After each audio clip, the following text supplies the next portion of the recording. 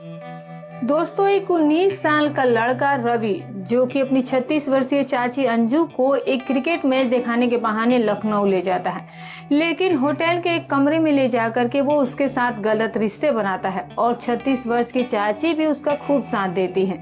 उसके बाद दोस्तों उन दोनों के साथ कुछ ऐसा होता है कि जिसे जान करके आप चौंक जाएंगे।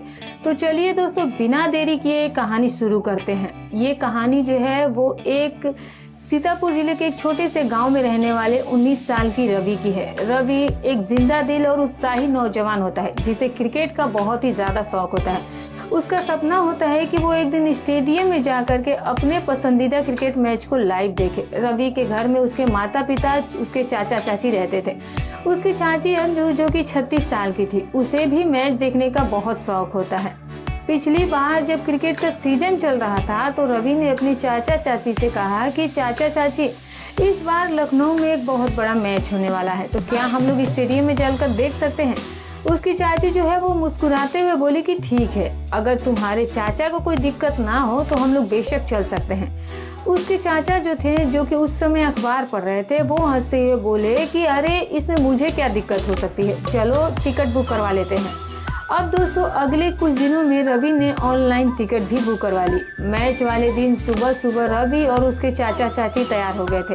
रवि की चाची जो थी वो उस दिन जीन्स और टी शर्ट पहनी हुई थी और बहुत ही ज्यादा आकर्षक भी लग रही थी। रवि जब अपनी चाची को इस तरह देखता है तो देखता ही रह जाता है, क्योंकि उसकी चाची के अभी तो कोई बच्चे भी नहीं हुए थे और इसीलिए वो 36 की भी उम्र में 26 की ही दिखती थी। उसको देख करके रवि के मन में कुछ उथल पुथल महसूस होने लगी थी।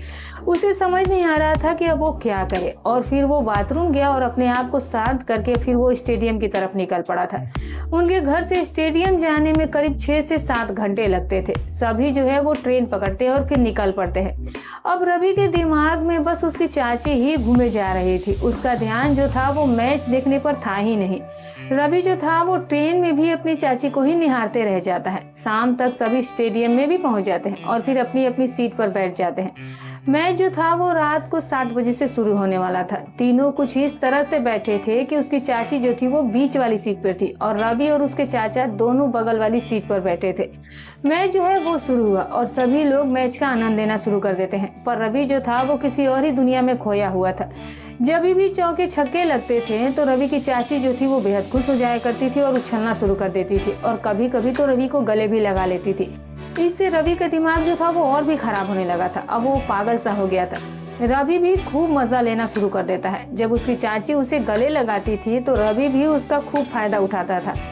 अपनी चाची को वो जगह जगह स्पर्श करता था। कभी कभी तो रवि जो था वो अपनी चाची के प्राइवेट अंगों को भी छू देता था। उसकी चाची को भी कुछ अजीब सा लगता था, पर वो सोचती थी कि शायद हाथ जो है वो गलती से चला गया होगा और फिर वो उस बात पर ज्यादा ध्यान भी नहीं देती थी। मैच खत्म होने के बाद स्टेडियम से बाहर निकलने में काफी समय लगता है। हजारों लोग जो है वो एक साथ बाहर की ओर निकल रहे थे और सड़कों पर जाम सा लगा हुआ था। रात के 11 बज चुके थे। अब जो स्टेशन जाने का कोई साधन था वो मौजूद नहीं था और उस समय की कोई ट्रेन भी नहीं थी। अगली ट्रेन जो थी वो अगले दिन सुबह की थी। रवि के चाचा जी बोले कि लगता है कि आज रात हमें लखनऊ में ही रुकना पड़ेगा, तो चलो किसी होटल को ढूंढते और वहीं पर रह जाएंगे। तीनों एक नजदीकी होटल में पहुंचते हैं जो कि स्टेडियम से ज्यादा दूर नहीं था।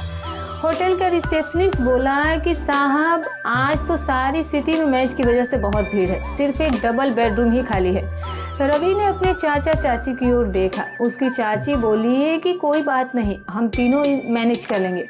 सुबह तो वैसे भी घर चले ही जाना है। कमरा छोटा था लेकिन साफ सुथरा था। एक डबल बेड और एक सोफा वहां पर लगा हुआ था। तीनों जाकर के फ्रेश हुए और फिर अपने आप को तरोताजा किया। तीनों को काफी जोर की भूख भी लगी थी। रात के 11 बज चुके थे। उसके चाचा जी बोले कि तुम दोनों यहीं पर रुको, तब तक मैं कहीं से खाना लेकर के आता हूँ। इतना कहने के बाद उसके चाचा जो थे वो वहां से चले जाते हैं और रूम में अब सिर्फ चाची और रवि ही बचे हुए थे। अब रवि को मौका मिल गया था अपनी चाची के साथ कुछ करने का। और उधर जब रवि के चाचा एक होटल में खाना पैक कराने के लिए गए तो पता चला कि खाना जो है वो अभी अभी ही खत्म हुआ है।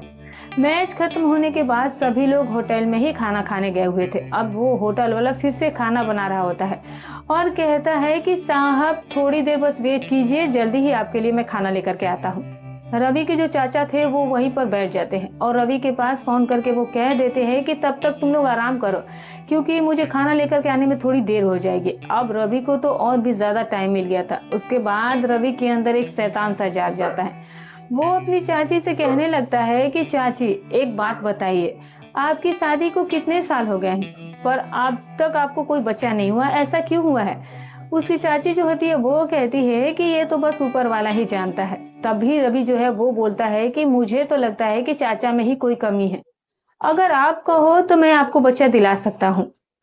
अब जो उसकी चाची होती है, जैसे ही वो ये बात सुनती है तो वो तो हैरान रह जाती है और फिर कहने लगती है कि रवि, तुम जानते हो कि तुम मुझसे ये क्या बातें कह रहे हो? तुम होश में तो हो? रवि जो होता है वो अपनी चाची को अपनी बातों में फंसाना शुरू कर देता है। कुछ देर के बाद रवि अपनी चाची को इधर उधर स्पर्श करना शुरू कर देता है। अब उसकी चाची तभी बोलने लगी कि नहीं रवि, ये सब बहुत गलत है, हमारा रिश्ता ऐसा नहीं है कि हम ये सब कर सकते हैं। पर जो रवि होता है उसके ऊपर तो मानो प्यार का भूत सवार हो गया था, वो मानने वालों में से था ही नहीं। उसकी चाची भी समझ चुकी थी कि जो रवि है वो उसके साथ क्या करना चाहता है। वो बोलने लगी कि रवि, मुझे बहुत ज्यादा इन सब चीजों से डर लगता है, तुम्हारे अगर चाचा आ जाएंगे तो सोचो क्या होगा। तभी रवि बोला कि चाची, अभी वो नहीं आने वाले हैं, उनको आने में अभी 1-2 घंटा का समय लग सकता है। फिर रवि जो है वो धीरे धीरे अपने कपड़ों को हटा देता है और फिर अपनी चाची को भी एक ही झटके में वो इसी हालत में ला देता है और फिर उसके साथ वो गलत रिश्ते कायम करने लग जाता है। उसकी चाची भी शुरू में हल्का फुल्का विरोध करने की नाटक करती है और फिर बाद में उसका साथ देना शुरू कर देती है और फिर रवि के साथ ही वो संबंध स्थापित कर लेती है। अब रवि के ऊपर तो मानो चाची का नाम का बुखार ही चढ़ गया था, क्योंकि अब जो सिलसिला एक बार शुरू हुआ था वो चाहता था कि यही सिलसिला जो है वो लगातार बना ही रहे। अगले दिन वो लोग सभी घर आ गए। शाम को सभी लोग घर में बैठे हुए थे और क्रिकेट मैच के बारे में सभी बात कर रहे थे एक दूसरे से। जब रवि के चाचा चाची से बात कर रहे थे तो रवि को अपने चाचा से जलन हो रही थी। वो अंदर ही अंदर इस चीज को लेकर के घुट रहा था। उसे अब अपनी चाची में सिर्फ और सिर्फ एक औरत नजर आ रही थी और जिसके साथ वो अपने जीवन के यादगार लम्हे बिताना चाहता था। जब भी चाची घर में कोई काम करती होती तो रवि तुरंत उनके पास पहुंच जाता और अपनी चाची के साथ वो छेड़छाड़ करना शुरू कर देता था। पर चाची अब उसका इस चीज का विरोध कर रही थी। एक बार की बात है, घर में कोई नहीं होता है। अब दोस्तों सभी लोग जो थे वो कहीं ना कहीं गए हुए थे। शाम का समय होता है और घर में सिर्फ उस वक्त रवि और उसकी चाची ही होते हैं।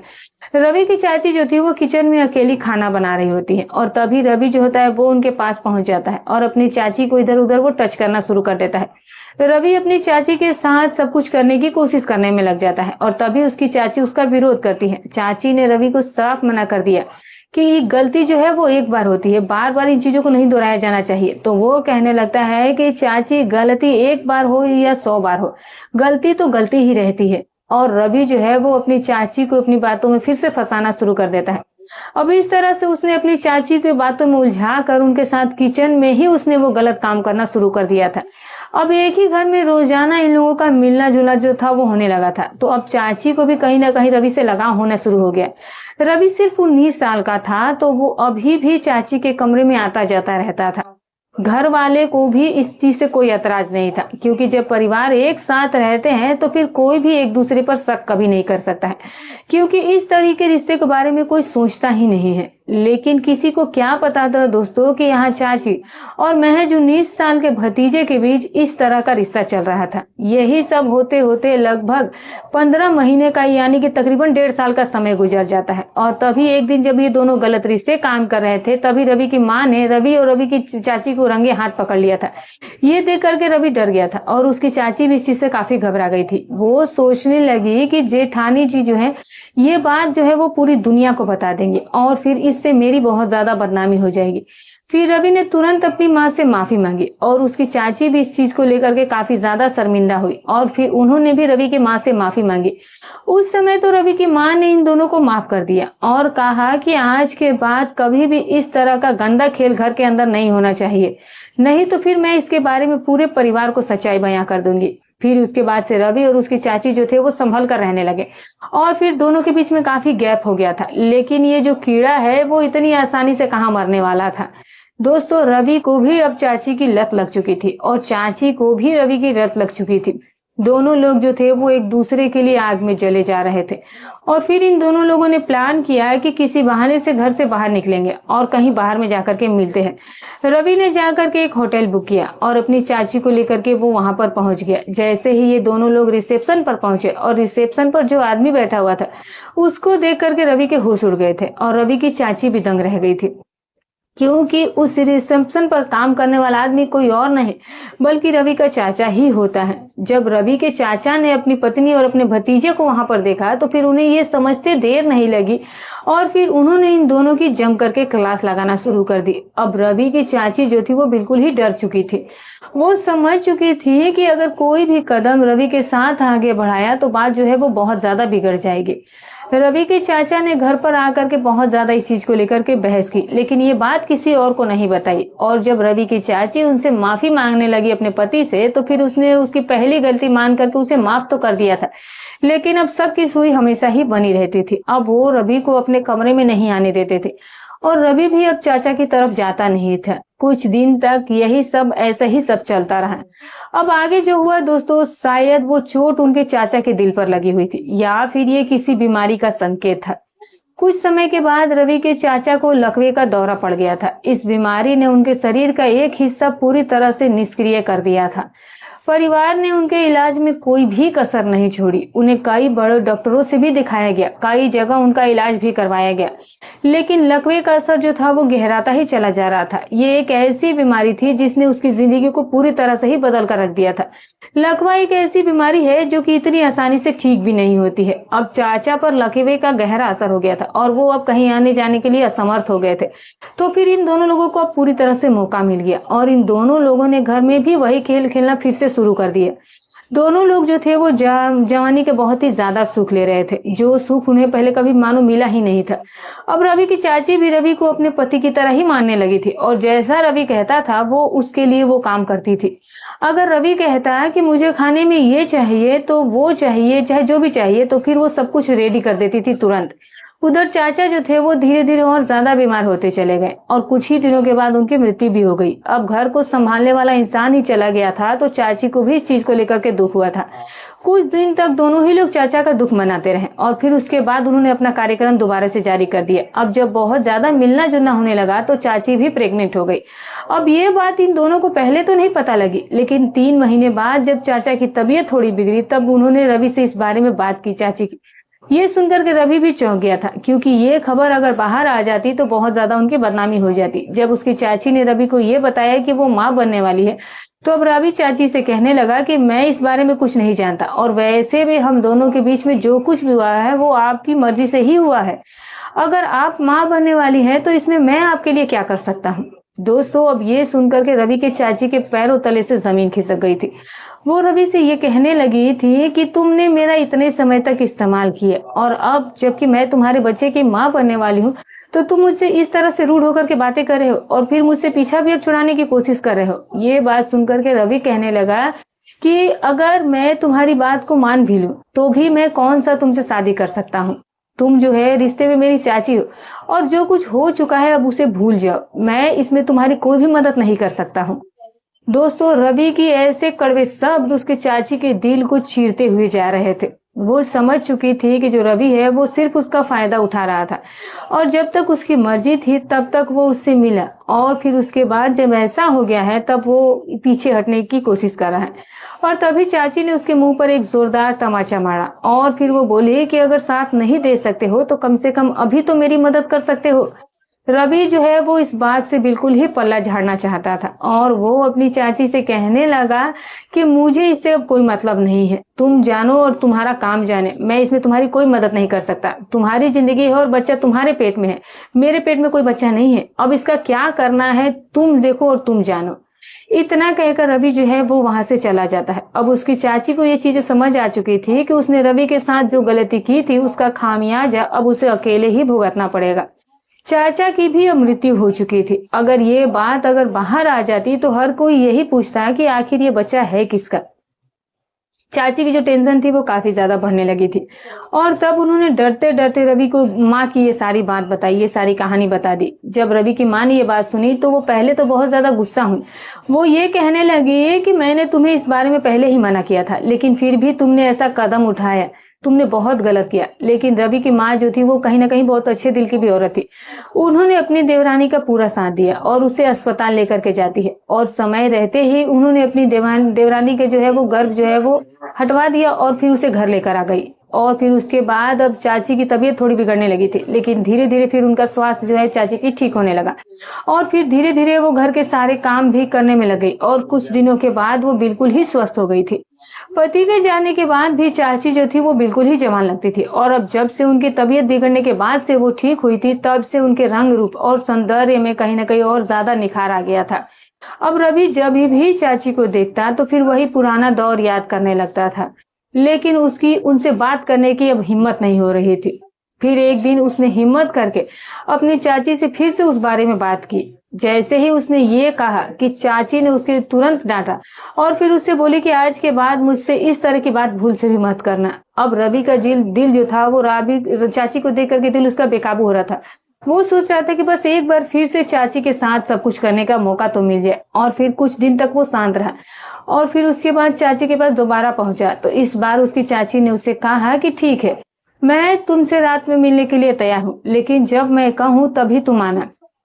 अब जो चाची थी वो फिर पूरी तैयारी के साथ एक कमरे में जाकर के बैठ जाती है, और फिर वहां से उन्होंने रवि को मैसेज किया कि कमरे में आ जाओ। रवि जैसे ही कमरे में पहुंचा तो फिर तुरंत वो चाची पर झपट पड़ा था, और तभी तुरंत रवि की माँ ने कमरे की लाइट जला दी। जैसे ही रवि ने अपनी माँ को अपने उस कमरे में खड़े हुए देखा तो उसके चेहरे की हवाइयां उड़ गई थी, और फिर रवि की माँ ने रवि को 2-3 जोरदार तमाचे मारे और कहा कि तुमने तो रिश्तों को भी शर्मसार कर दिया है। अगर तुम मेरे बेटे नहीं होते तो मैं खुद ही तुझे जान से मार देती, तुझे इस घर से निकाल देती। और फिर उसकी चाची ने भी रवि पर अपनी भड़ास निकाली, और उन्होंने भी रवि को जमकर तमाचे लगाए। रवि जो है वहां से सर झुकाए चला गया, और फिर उसकी चाची ने कहा कि जेठानी जी, आपने मेरी बहुत मदद की है, और मैंने जवानी के आवेश में आकर के ऐसे गलत कदम उठा लिए थे जो कि सरासर गलत थे, लेकिन आज मैं आपसे वादा कर रही हूँ कि मैं कभी भी अब दोबारा ऐसा कोई भी गलत काम नहीं करूंगी। और फिर उसके बाद रवि की चाची ने कभी भी रवि से किसी भी तरह की कोई बात नहीं की। तो दोस्तों, कुछ दिनों के बाद रवि की भी अब शादी हो जाती है, और रवि जो है वो अब अपने जीवन में अलग जिंदगी जीना शुरू कर देता है। तो दोस्तों, ये रही कहानी। तो दोस्तों, आपको ये कहानी कैसी लगी कमेंट करके जरूर बताइएगा। इसमें सबसे बड़ी ज्यादा गलती किसकी थी, रवि की चाची की या रवि की? कमेंट करके आप जरूर बताइएगा। वीडियो अच्छी लगी हो तो एक लाइक कर दीजिएगा, चैनल पर नहीं तो सब्सक्राइब कर दीजिएगा। और हाँ दोस्तों, हमारी कहानी सुनाने का उद्देश्य किसी की भावनाओं को ठेस पहुंचाना नहीं, ना ही किसी के दिल को आहत करना है। बस केवल आपको सतर्क करना है, आपको जागरूक करना है। तो उम्मीद करती हूँ कि आपको कहानी पसंद आई होगी। तो फिर मिलो।